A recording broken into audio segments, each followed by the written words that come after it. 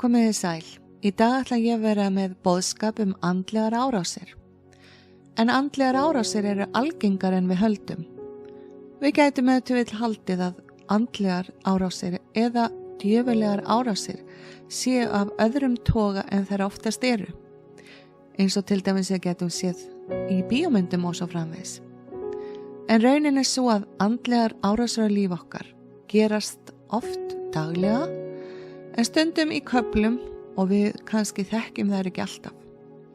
Hér á eftir lesi ég upp lista af einkennum þess að þú geti verið undir andlegri árás. Ég ætla að lesa hér 10 atriði, en vissulega geti fleiri atriði fallið undir þennan lista. Atriði 1. Þér líður eins og þú hafir mist öryggi þitt. Þér finnst þú ekki hafa andlegan styrk. Þér líður eins og þú hafir ekkert lengur að bjóða. Eða það sé ekkert í þig spunnið. Þú upplifir þunglindi og svartsýni. Lífið verður litlaust. Þú nýtur þess ekki lengur að gera það sem þú áður varst vanur eða vön að gera. Þú átt erfitt með að vakna á morgnana og jafnvel erfitt með að sofna á kvöldin. Eða óregla verður á svefntíma. Þú upplifir sem þú fáir lítinn sem engan stuðning frá öðru fólki og þú verður vonsvikinn.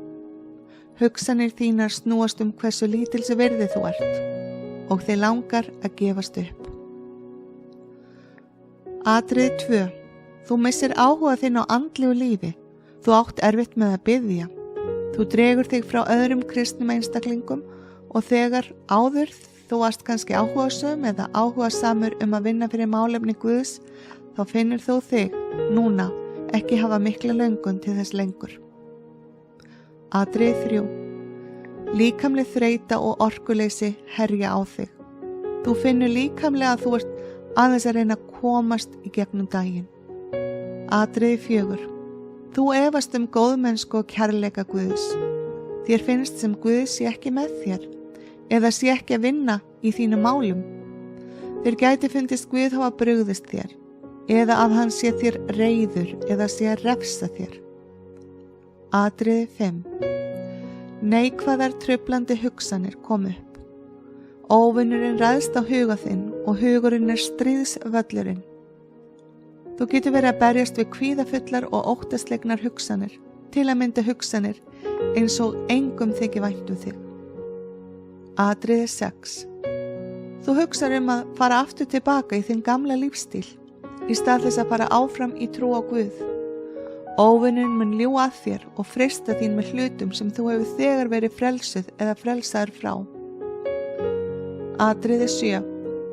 Gömul tilfinningaleg sár frá fortíðinni kom upp á yfirborðið.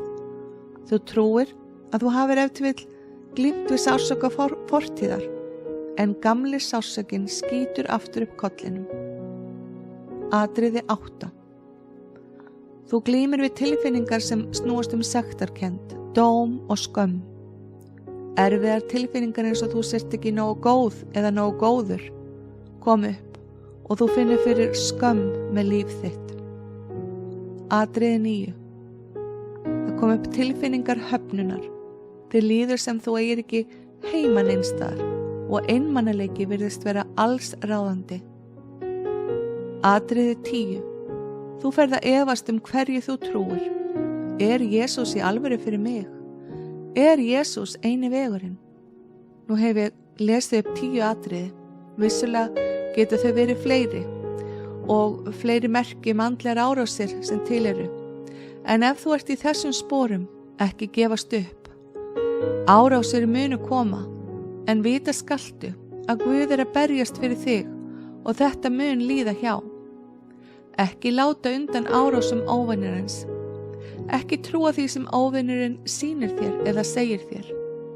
Hann er meistari þess að blása út hluti og láta þá líta út fyrir að vera öðruvísi. Jafnvel þó svo líf þitt virðist vera úr jafnvægi eða þú sért stödd eða staddur í myrkri, haltu fast í Guð. Hjálpin mun koma.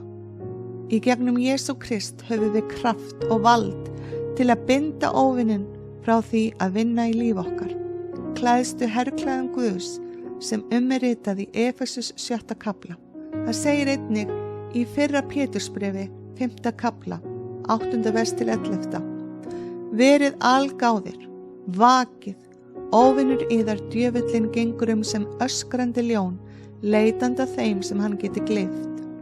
Standið gegn honum, stöðugir í trúnni og vitið að bræður yðar allan heim verða fyrir sömu þjáningum. En Guð allrar náðar sem hefur kallað yður í Kristi til sinnar eilífu dýrðar mun sjálfur þér hafi þjáðst lítinn tíma fullkomna yður, styrkja og öfluga gjöra. Hann sem mátturinn aldir alda. Amen. Ég vil einnig minnast á það. Þegar þú ert að glíma við andlegar árásir, líttu þá hluti sem gætu verið að fara ekki nógu vel í þínu lífi, eins og til að mynda hverju hefur hleypt að þér, hvað ert að horfa á, hvað ert að hlusta á, hefur þú verið að hleypa þér stjörnuspeki eða tarot, eða hefur þú farið á miðilsfund. Vita skaltu að þetta allt gegn orði Guðs. Guð vill segja okkur sannleikann, hann vill upplýsa okkur nútíðina og já, framtíðina, en Guð mun ekki tala til þín eins og spákona. Guð vill hreinsa lífið þitt af öllu sem ekki rétt. Svo vittu til að þú þarft að loka fyrir svona hluti þegar andlegar árásir að ræða. Biðdu Guð að fyrirgefa þér, biðdu Guð að hreinsa þig af öllu því sem tilheyrir ekki honum og byrja að lesa Biblíuna daglega, byrja að biðja, taktu tíma hver dag fyrir bæn, biðdu fyrir vernd, biðdu fyrir fólkinu í lífinu einu. Biðdu Guð að sýna þér hvaða skref þú átt að taka og hvað þú skalt varast. Þannig mun Guð vera með þér og vernda þig. Hann verður að fá tækifæri til að vernda þig. Guð elskar þig. Hann vill aðeins það besta fyrir þig. Ég bið þess að andlegar árásir hætti í lífi þínu. Ég bið þess að þú komur auga á þær þegar þær herja á þig. Mundu að bænin það besta sem þú getur gert. Leitaðu Guðs í bæn og biðdu Guð að lýsa þér í myrkrinu. Í Jesú nafni ég bið. Amen.